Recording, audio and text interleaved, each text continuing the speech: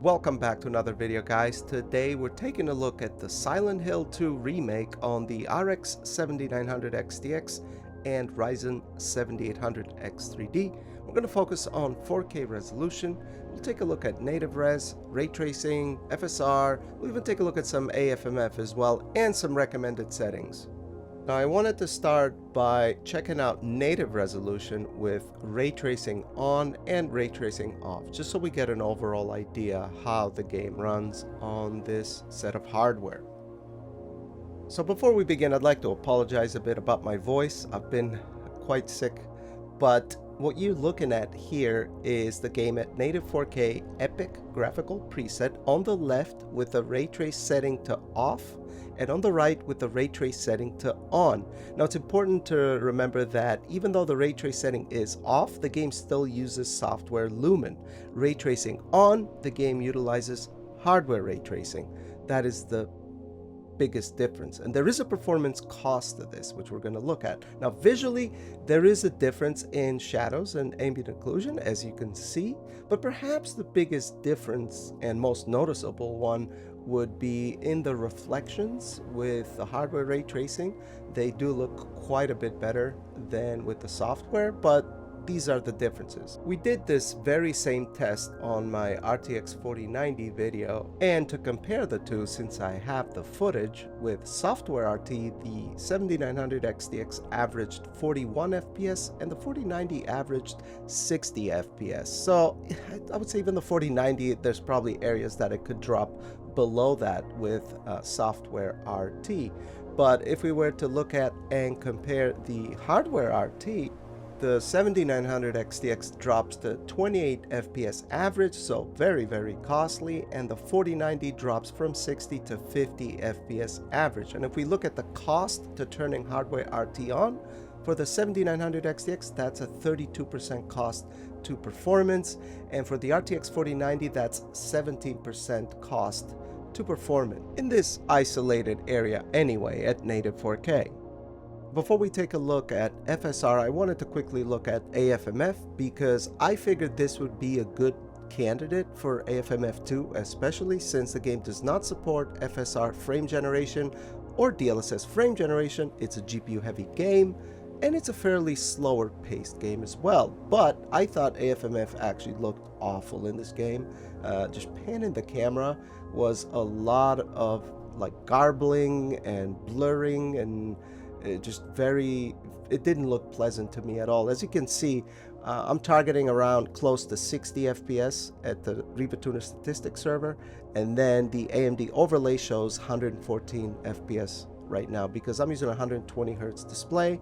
But it's very difficult to convey to you, the viewer, how AFMF looks to me while playing it. So what I've done here is I've captured this footage at 120 frames per second, and I've slowed it down so that you can see it on YouTube 60 frames per second format. And as you can see, the grass is garbling. It's almost like the frames don't line up properly from one to the other, and that's essentially kind of what's happening. It's a generated frame not lining up exactly right with the real one, and there's blurring and duplication happening. Now, I've made a video looking at AFMF 2 in a few games where it works pretty well. I'll link that in the description. So I just don't think it's a good fit for this game. There's other ways we can get more frame rate, and that's what we're going to look at right now. Alright, so we've made a bit of progress into the game, not too much, but enough to take a look and see what the 7900 XTX can do for ray tracing. And we've gone ahead and set FSR to quality. We're still using the epic graphical preset. I might make a separate video looking at optimized settings, but for now we're sticking to the epic graphical preset. And as you can see with FSR quality, the 7900 XTX can actually stay fairly close to 60, although there are other areas that are more demanding than this, but it does okay. The biggest problem with this game is the stutters and hitches, especially right here in this area, and there's other problem areas where this happens that is very unpleasant. And if you look and pay close attention to the GPU utilization, actually you'll see GPU utilization drop every time those big stutters happen. So that kind of tells me that it's like a coding thing. The developers have to fix the problem why that's happening. It's not really to do with your hardware. I mean, we're using some very high-end hardware here, so that's not really the issue. But I would say if you want to use ray tracing at 4K with the 7900 XTX, FSR quality is not really good enough to maintain 60. I think balance is going to be a necessity.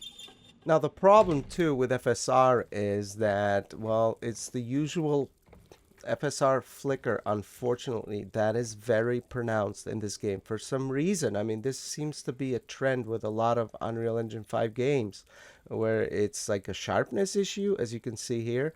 But you do have access to XeSS, and I think XeSS does a bit of a better job. It's a bit more stable and not as in your face.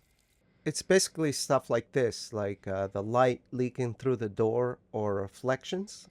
It's almost like it's over sharpened, like I said, and when you pan the camera, it flickers quite aggressively. And again, XeSS does a bit of a better job with that flicker.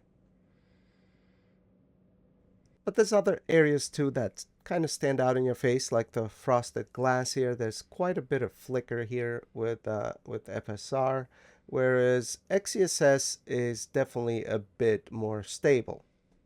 But it's up to you guys. You can use whatever you want. Your choices are FSR or XeSS, though TSR does not have an upscaling function in the game. For the rest of the video, we'll be using FSR though. So let's keep going. All right, so I think if you wanted to use the hardware ray tracing option, I think FSR Balance is a must if you want to stay at the very least at 60, but probably a little bit better than that most of the time. This is not going to help you with the stutters much. Those still happen, but you know, you do get the nice reflections and the better ambient occlusion and shadows by the looks of it. But there are parts of the game where it gets more demanding. As you can see here, the wind picks up and we're fighting these enemies. I never really played Silent Hill 2 back in the day, by the way, and I've only played Silent Hill 2 Remake for about 2 hours maybe, but this part here where the wind picks up is a very demanding part of the game.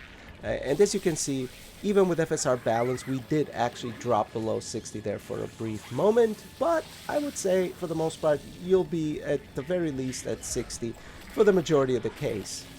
We could also go with software ray tracing and have a lot more performance to play around with, so let's go ahead and check that out. I still think the game looks pretty good with the software ray tracing, of course. It does. The lighting still looks really good. Reflections are alright. Alright, so here we go, guys. I've gone ahead and turned ray tracing off and set FSR to quality. We're going to have to keep FSR to quality so that we can stay above 60. And we're now facing the wind. It's quite a bit heavy here now, but let's go ahead and make our way to the apartments, which is kind of a problem area, by the way. As you can see, traversal stutters. I would, to be honest, I think you shouldn't buy this game, not yet. I mean, to me it looks like a faithful remake based on what I heard people I trust, and I think it looks good. I mean, yeah, there's some ghosting issues that they could potentially address, but the biggest issue is the stutters. They can be quite immersion breaking, and it's something they have to address. But once we make our way in here, for whatever reason, this is a very demanding area here. Not only with stutters that happen here and there in the lobby, but also the frame rate kind of takes a dip. And if you had hardware ray tracing on here, it does take quite a hit. But as you saw, software ray tracing and FSR quality will give you a 60 FPS experience, pretty much.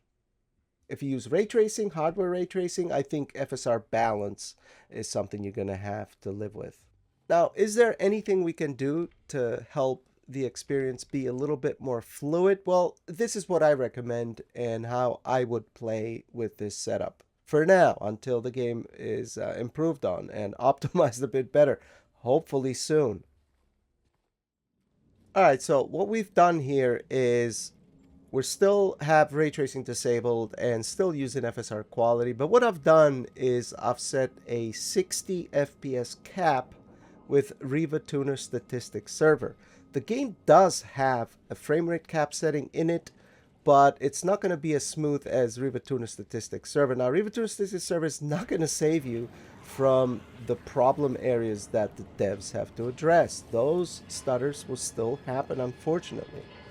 But at the very least, you have a fairly smoother frame time. Again, I don't think you should buy this game, not yet. I think the developers need to give us a fairly playable experience. I think a hitch here and there is not the biggest deal in the world, but this can be quite distracting and immersion breaking. I mean, we all have our tolerances, but I don't think this is cool. I think this is too much. It needs addressing immediately.